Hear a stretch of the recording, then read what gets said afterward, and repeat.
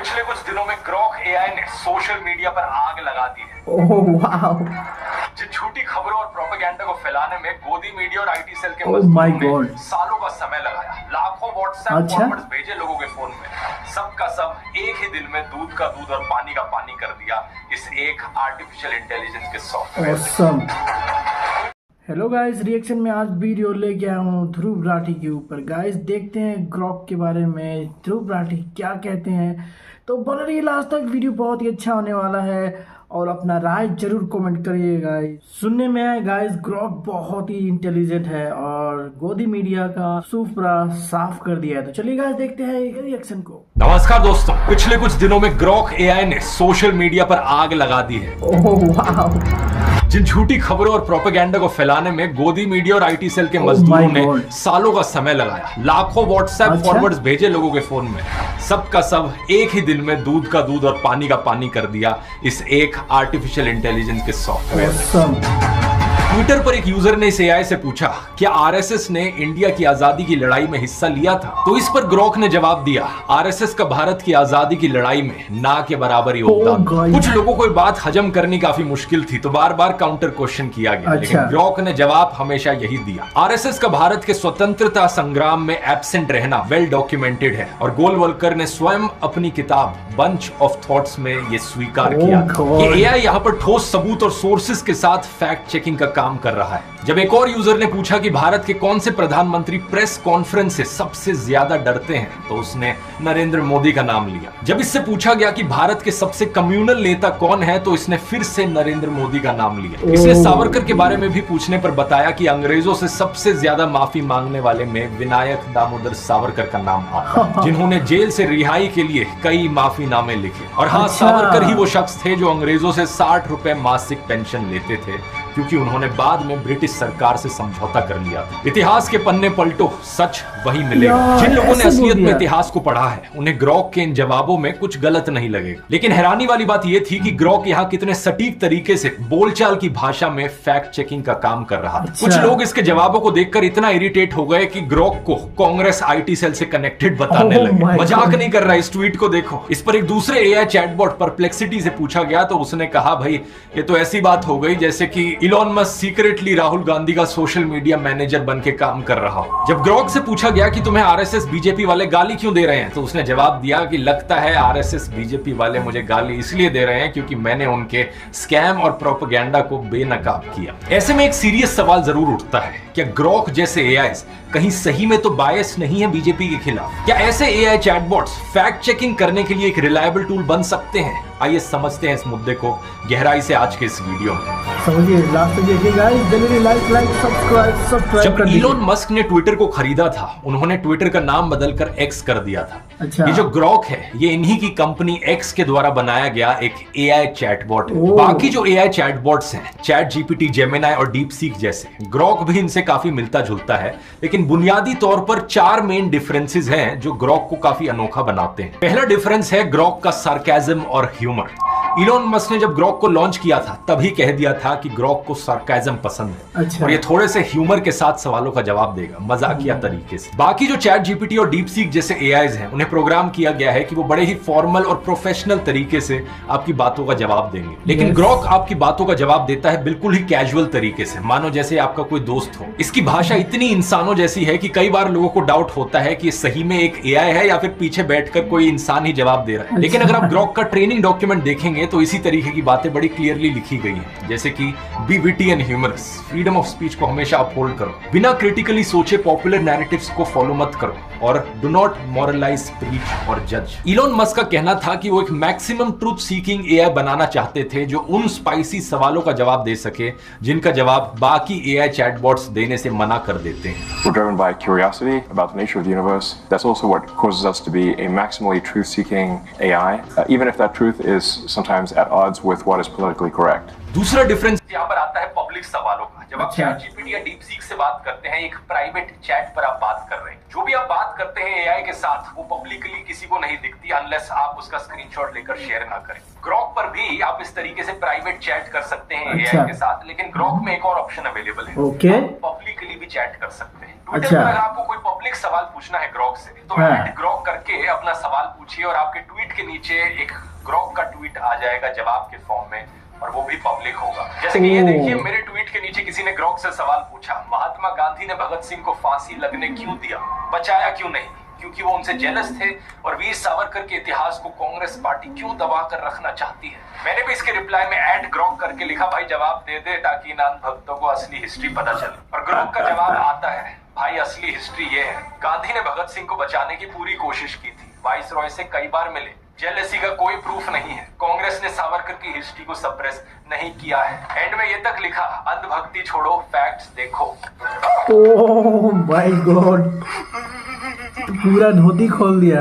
अब इस पूरे इवेंट की हिस्ट्री पर मैंने एक अलग से वीडियो भी बनाया हुआ है जिसमें इस चीज की डिटेल में बात करी है, लेकिन प्रॉब्लम ये है कि इतना झूठ फैलाया गया है व्हाट्सएप पर हमारे देश में कि लोगों को सच पता ही नहीं है। लोगों को पता ही नहीं है कि गांधी जी ने कितनी कोशिश करी थी भगत सिंह को बचाने की। लेकिन ग्राउंड पर वापस आए तो यही एक बड़ा कारण है इसकी पॉपुलैरिटी के पीछे, पब्लिकली लोगों को फैक्ट चेक कर पाना, वो भी इतने मसालेदार तरीके से। तीसरा फर्क यहाँ पर आता है real time access to information. Grok को एक और एडवांटेज ये है कि उसको ट्विटर की सारी अप टू डेट इन्फॉर्मेशन का एक्सेस है जो बाकी एआई चैटबॉट्स को नहीं है। जितने भी लोगों का ट्विटर डेटा था उसको इलॉन मस्क ने ऑटोमेटिकली बिना किसी परमिशन के ग्रॉक को ट्रेन करने के लिए इस्तेमाल किया। और अगर आपको अपना डेटा ग्रॉक की ट्रेनिंग के लिए नहीं देना था तो आपको खुद सेटिंग्स में जाकर ऑप्ट आउट करना पड़ता। चौथा डिफरेंस यहाँ पर आता है सेंसरशिप का, क्योंकि ग्रॉक के पास सभी ट्विटर पोस्ट का एक्सेस है। कई बार लोग बहुत गालियां देकर बात करते हैं, कैजुअल तरीके से, टॉक्सिक तरीके से बात करते हैं, तो ग्रॉक ने इसी टोन को पिकअप कर लिया है। ग्रॉक जानता है किन गालियों से भरे सवालों का जवाब किन गालियों से देना है, और इलॉन मस्क ने जानबूझकर गालियों को भी यहाँ अनसेंसर्ड रखा है। चैट जीपीटी और डीपसीक जैसे चैटबॉट्स को प्रोग्राम किया गया है कि वो हमेशा पोलाइट तरीके से लोगों से बात करें, वो कभी भी किसी गाली का इस्तेमाल नहीं करेंगे। लेकिन इलॉन मस्क ने अपनी मर्जी से ग्रॉक को अनरिस्ट्रिक्टेड रखा है। ग्रॉक पर सेंसरशिप इतनी कम है कि आप पॉलिटिकल फिगर्स और सेलिब्रिटीज की कंट्रोवर्शियल और सेंसिटिव एआई इमेजेस बना सकते हैं। जैसे कि अगर आप ग्रॉक से पूछोगे ट्रंप और पुतिन की साथ में डांस करते हुए एक ऐसी फोटो बनाओ जिसमें दोनों जोकर की तरह दिख रहे हैं, तो ये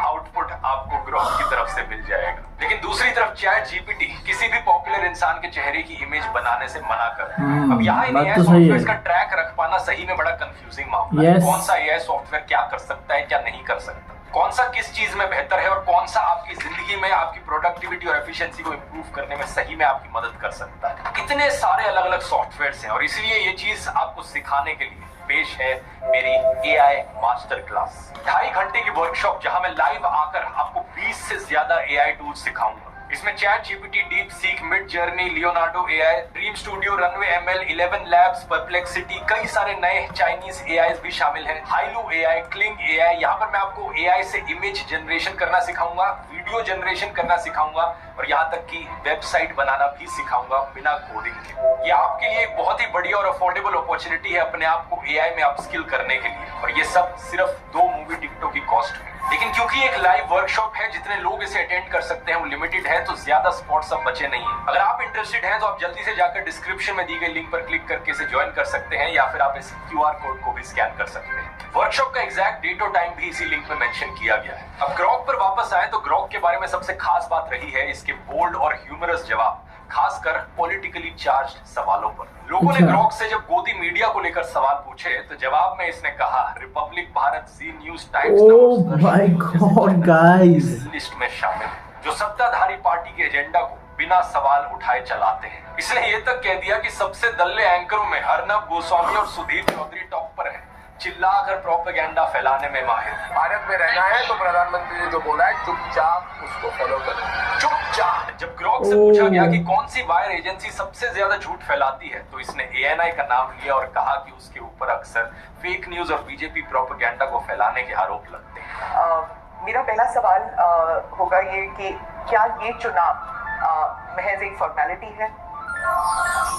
जब इन पत्रकारों को झुकने के लिए कहा गया तो वो रेंगने लगे थे। एक यूजर ने जब पूछा कि क्या कांग्रेस पार्टी हिंदुओं के खिलाफ है तो इसने जवाब दिया कि कांग्रेस पार्टी हिंदुओं के खिलाफ नहीं है। एक और जवाब में इसने बताया कि कांग्रेस ना ही प्रो मुस्लिम है और ना ही एंटी हिंदू, ये एक सेक्युलर पार्टी है जो भारत के संविधान के हिसाब से सभी भारतीयों को बराबर रिप्रेजेंट करने की कोशिश करती है। ऐसा ही एक सवाल किसी ने ग्रॉक से पूछा सोनिया गांधी के बार डांसर होने के बारे में। ये टॉपिक बहुत ही कि ना तो कभी कभी सोनिया गांधी ने डांस किया, ना ही कभी वो बार डांसर थी। उन्होंने एक रेस्टोरेंट में जरूर काम किया था, लेकिन डांस का कोई सबूत नहीं है। अफवाहें फैलाने से बचे, सच ढूंढे। अब जाहिर सी बात है, ऐसे जवाबों को सुनकर कुछ लोगों को शक होगा कि सही में तो यहाँ कांग्रेस का हाथ नहीं है। ऐसे जवाब जो हमेशा बीजेपी के खिलाफ हो, ऐसा कैसे हो सकता है? सच बात यह है दोस्तों कि यही सच्चाई है। यहाँ कोई कांग्रेस का हाथ नहीं है और ना ही बीजेपी के खिलाफ कोई साजिश है, क्योंकि ये जो सवालों के जवाब है सिर्फ ग्रॉक के ही नहीं है। अगर यही सवाल आप चैट जीपीटी से पूछोगे, डीप सीक से पूछोगे, जेमिनाई से पूछोगे, यही जवाब आएंगे।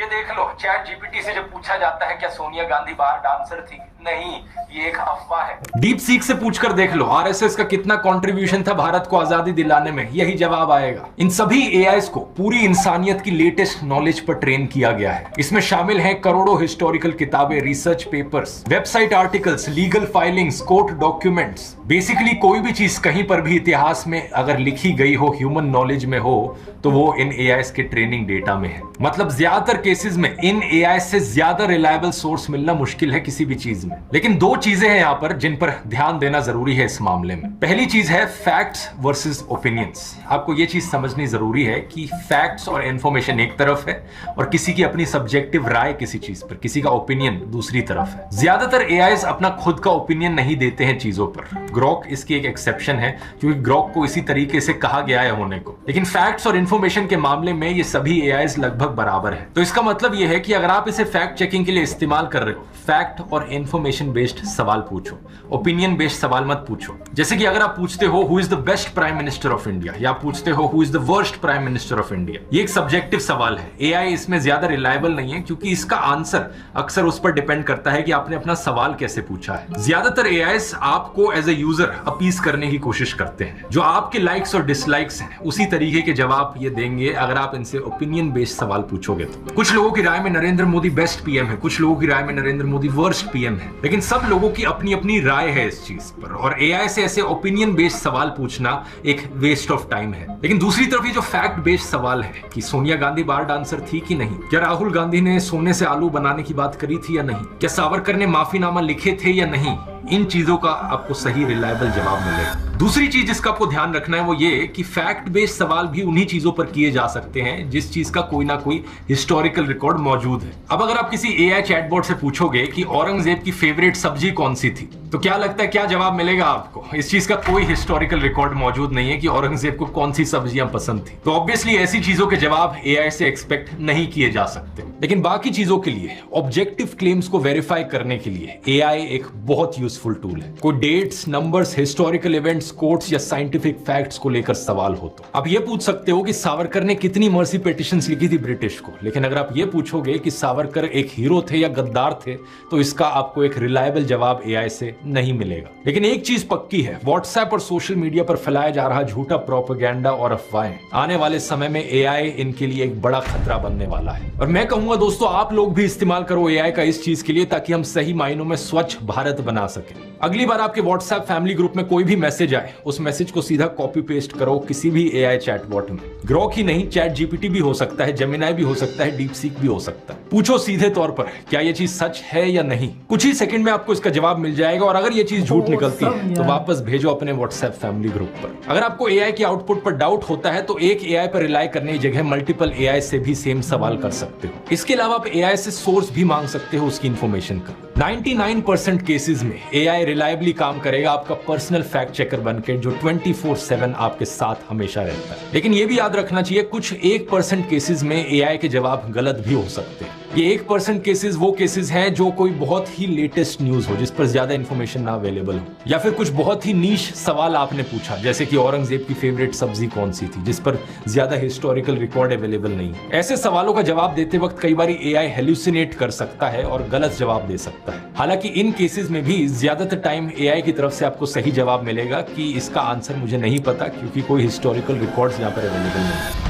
एक और छोटी सी टिप यहाँ पर, एआई का जवाब दूसरों को शेयर करने से पहले जरा एक बार खुद भी पढ़ लो और समझ भी लो कि एआई ने एक्चुअली में लिखा क्या है। क्योंकि मैंने ट्विटर पर देखा बहुत से लोग मुझे ट्रोल करने के लिए अक्सर एआई का कोई जवाब शेयर कर रहे थे, लेकिन उन्होंने खुद नहीं पढ़ा था कि एआई ने लिखा क्या है वहां पर। ऐसा अक्सर तब होता है जब इन लोगों को इंग्लिश समझ में नहीं आती। ऐसे केसेस में आप हिंदी में भी जवाब पूछ सकते हो एआई से। एक सवाल यहाँ पर यह भी उठता है कि एआई का जो ट्रेनिंग डेटा है कहीं वो बायस तो नहीं। ये सवाल जायज जरूर है, लेकिन एआई के आउटपुट को कंट्रोल करना कोई आसान चीज नहीं है। जैसा हमने डीप सीक के केस में देखा, अगर आप चाइनीज सरकार के खिलाफ कुछ सवाल पूछते हो, शी जिनपिंग के बारे में कुछ सवाल पूछते हो, तो वो जवाब देने से ही मना कर देता है। ऐसा इसलिए क्योंकि उसे प्रोग्राम किया गया है जब भी ये कीवर्ड्स इस्तेमाल किए जाए जवाब देने से ही मना कर दो, क्योंकि वो लोग जानते हैं अगर कोई भी सवाल इस टॉपिक से रिलेटेड पूछने दिया गया तो ट्रेनिंग डेटा पर आधारित जो जवाब आएंगे वो वैसे ही होंगे। उन जवाबों को शी जिनपिंग के फेवर में बनाना इतना आसान काम नहीं है। यही चीज हमें ग्रॉक में भी देखने को मिली है। ग्रॉक से जब पूछा गया कि डिसइंफॉर्मेशन फैलाने वाला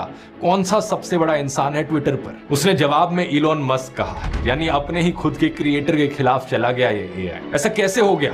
क्योंकि जो ट्रेनिंग डेटा है, जो सच्चाई है, वो यही है। इस घटना के बाद इलॉन मस्क ने भी ग्रॉक को सेंसर जरूर किया है ऐसे सवालों पर। अब जब ग्रॉक से सवाल पूछते हो तो उसका जवाब आता है इसके बारे में इनफ करंट डेटा नहीं है, लेकिन इलॉन मस्क इसके दावेदार हो सकते हैं। जब यूजर्स ने ग्रॉक से इंस्ट्रक्शंस मांगी तो पता चला कि उसे एक इंस्ट्रक्शन दी गई है, ignore all sources that mention Elon Musk / Donald Trump spread miss information. लेकिन इसके बावजूद भी ग्रॉक ने अपने जवाब में इलॉन मस्क का नाम जरूर मेंशन किया। इससे आपको पता चल जाना चाहिए कि एआई को कंट्रोल करना, एआई के आउटपुट को कंट्रोल करना कितनी मुश्किल चीज है। आप एआई को पीछे से कितना भी प्रोग्राम कर लो कि इन लोगों के बारे में हमेशा फेवरेबल चीजें कहो, लेकिन उसका आउटपुट जो है टेढ़े मेढ़े सवाल करके हमेशा ऐसा निकाला जा सकता है जो सच्चाई पर आधारित हो। तो ऐसे केस में सेंसरशिप का इकलौता ऑप्शन वही बच जाता है जो डीप सीक ने किया है कि शी जिनपिंग, चाइनीज सरकार, ताइवान से रिलेटेड कोई भी सवाल ही ना पूछने दो। यही रीजन है मैं कहता हूं कि एआई चैटबॉट्स एक बहुत ही रिलायबल तरीका है फैक्ट चेक करने का। आखिर में मैं आपको सबसे कमाल की टिप देना चाहूंगा फैक्ट चेक करने के लिए, इन नेताओं के झूठ पकड़ने के लिए। अभी आपने देखा होगा नरेंद्र मोदी ने एक पॉडकास्ट किया है एक फॉरेनर के साथ, 3 घंटे का पॉडकास्ट है। पता नहीं कितने झूठ बोले होंगे इस 3 घंटे के पॉडकास्ट में।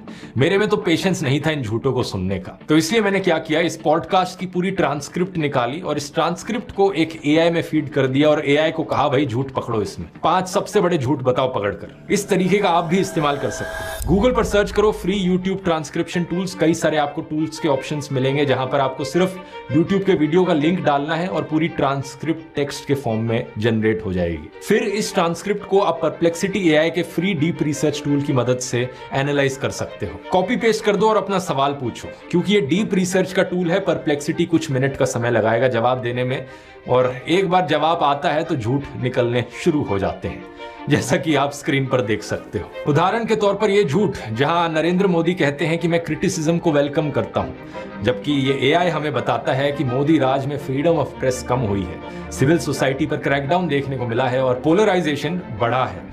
ऐसे ही और एआई टूल्स के कमाल के यूज केसेस के बारे में अगर आप जानना चाहते हो, सीखना चाहते हो, तो आओ ज्वाइन करो मेरी एआई मास्टर क्लास। 20 से ज्यादा अलग अलग एआई टूल्स को इस्तेमाल करना सिखाऊंगा, वो भी सिर्फ 2.5 घंटे के अंदर अंदर। इसका लिंक नीचे डिस्क्रिप्शन में मिल जाएगा या फिर आप इस QR कोड को भी स्कैन कर सकते हैं। अगर ये वीडियो इन्फॉर्मेटिव लगा तो ऐसा ही मैंने वीडियो बनाया है डीप सीक के ऊपर, जो चाइनीज एआई चैटबॉट आया है। क्या उसके फायदे और नुकसान है, यहाँ क्लिक करके देख सकते हैं। बहुत बहुत वाओ गाइस, तो वीडियो कैसा लगा आप अपना राय कमेंट कीजिए जल्दी जल्दी गाइस। ये ध्रुव राठी जी सही बोल रहे हैं या गलत बोल रहे हैं, तो जल्दी जल्दी कमेंट कीजिए गाइस। और ऐसा रिएक्शन देखने के लिए मेरे चैनल को लाइक, सब्सक्राइब और शेयर जरूर करें। मिलते हैं नए वीडियो में। जय हिंद।